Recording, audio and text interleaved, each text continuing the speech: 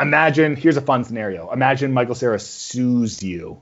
Would that be like an amazing marketing opportunity? Like no press is bad press kind of thing? Yeah, unless it's trademarked, I think we're fine. I've Googled it. Results are inconclusive. I mean, just imagine, like, he's pretty awkward, you guys are pretty awkward, like, just the litigation would be kind of hilarious. It would be like an episode of Arrested Development almost. Okay, this is gonna sound weird, but to film a trial, ironically, is kind of a dream of mine. That'd be fun.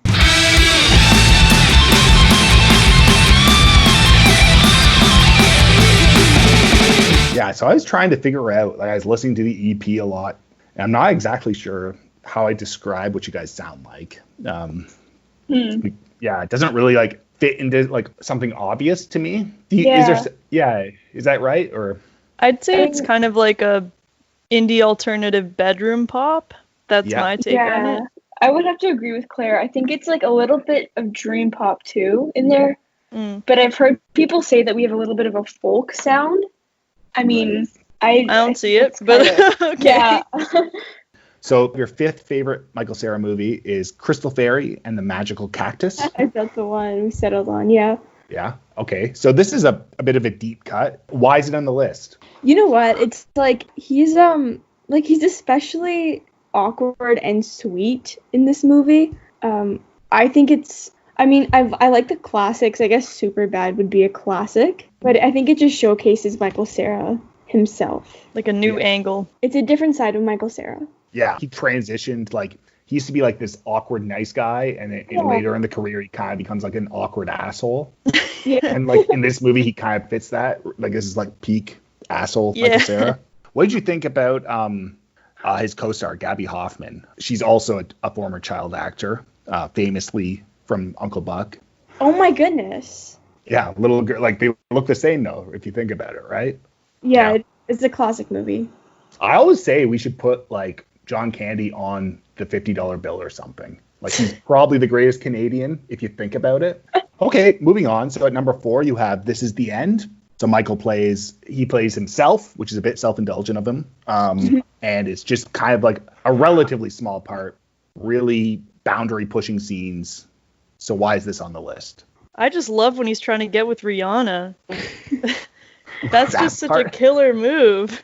That's really? My favorite scene. Yeah, okay. I mean, look at Michael. You think he has a chance? He surely does. Yeah.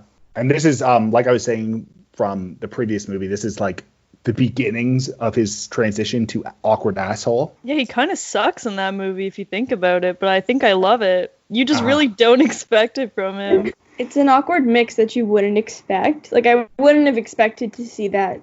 It's basically shock humor in this one. Like, it seems like a lot of characters in the movie, though, do push their own boundaries, which is why it's kind of a funny movie. It's just like a lot of obscenity that you wouldn't expect. Yeah. Anybody. It just kind of makes you think, though. Do you think Michael Cera's, like, I kind of hope he's like that in real life. I think that'd be a real plot twist. All right, moving on. So number 3, you have Juno. With those little shorts. See those little shorts? Yeah, they're very short. I think, like, I don't know if it's the final scene of the movie or when the credits are rolling, but they're playing that song. Do you know which song I'm talking about? The Moldy Peaches. I remember it. And he rides the bike to her house, and they're sitting there playing the guitar, and everything is fine. And they're just 2 kids again after they've done something good for someone. It's kind of a feel-good movie in the end, but it takes a while to get there. Do you guys think you'd ever cover the music from this movie? Yeah, I feel like he would. I think we should. I think anyone else but you would be a great cover. It would be super easy to do. It's just a couple chords and, 2 acoustic guitars, which we have. Claire and I could, profess our love for each other. So how romantic. I can't wait. I mean, you don't have to render it acoustically necessarily either. Yeah, we could always mix it up. All right, moving on. So the second best Michael Cera movie is Superbad. Yeah. Superbad's pretty awesome, though. Like, that's just the Michael that you know and love. That's the Michael that's always ingrained in your memory, is just him as Evan, like the most awkward human to walk the face of the earth. Just trying to get laid, just trying to get some jiggle juice, and he's just trying his best. The whole dynamic between the 2 boys growing up is kind of, I wouldn't say parallel to Claire and I, but like Claire and We're I, just trying to get laid. We're just trying to get booze. it's just like, it reminds me of like Claire and I being so close and growing up together. I like that movie. So you guys could kind of relate to it. It kind of reminded you of, like, I guess, just their intense friendship. I would say so. The whole band, we're all just kind of a bunch of jokesters. So, but yeah, we just like messing around. So that's kind of like the dynamic is relatable there. Like, they have more balls, but we're still pretty quirky. Okay, but the real question is, who's the McLovin in our band? I don't know. Well, which one of you is Michael Cera and which one of you is Jonah Hill? I think we're all just Michael Cera. It's just a whole band of Evan from Superbad, just all together. We're all awkward. Yeah, we're all pretty awkward. Okay, so the number one drumroll Michael Cera movie is Scott Pilgrim versus the World, obviously. Yeah. Great flick. I've got to say it's just one of my favorite movies of all time. Like, everything about it, just the fact that, like, he's this dorky kid going after, like, this super cool chick, and he has to fight all the exes, but, like, clearly has no chance, but then ends up winning the day every time. It's a very relatable, heartwarming movie. I think just the musical aspect, too. Like, the Sex Bombs have some really good tracks. Garbage Truck, honestly. For sure. I was gonna say, at the headliner that we did on Emma's birthday, our opening band, Hotel Pablo, they gave it a go, and it sounded pretty sick. So what else is there to say? It's really, really interesting editing and, like, innovative filmmaking in general. Yeah, I was gonna say the same. Like, all the graphics in that movie are really cool. That was, like, our pretty agreed upon top choice. Like, I talked to Ryan and Sam as well.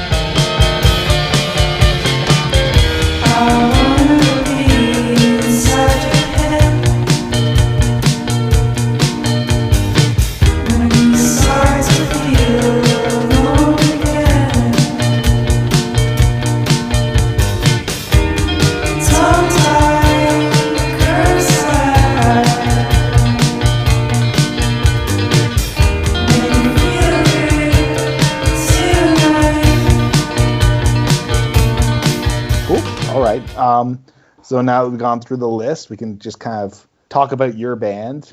First of all, are you laughing at Michael Cera or with Michael Cera? Oh, definitely with. We love him. We would never slander him like that. Are you kidding me?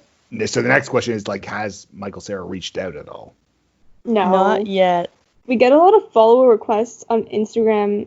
Claire could probably expand about, or just from Michael Cera fan accounts, or Michael like Cera cosplay accounts. There's a bunch. It's so awkward. It's really, really weird stuff. Yeah. I just don't know how to describe it. It was a lot for me to see in the morning. I'll put it that way. Maybe they are really into Michael Cera. Maybe he's a kink. I can't really answer that question too much, but I don't know what's going on. That's as weird as it gets, really. Jeez. So what? Let's see. What roles do you think Michael Cera could have done better than other people? I was thinking about it, and maybe like some of the Marvel roles would have been a lot better if it was Michael Cera, like Spider-Man. Mm-hmm. Yeah. You know what? Now that you bring it up, my sister was actually watching Spider-Man today, and he is a pretty awkward character. So I mean, Tom Holland does a good job, but Michael Cera, you don't know what he's capable of. He may have done a better job given the role.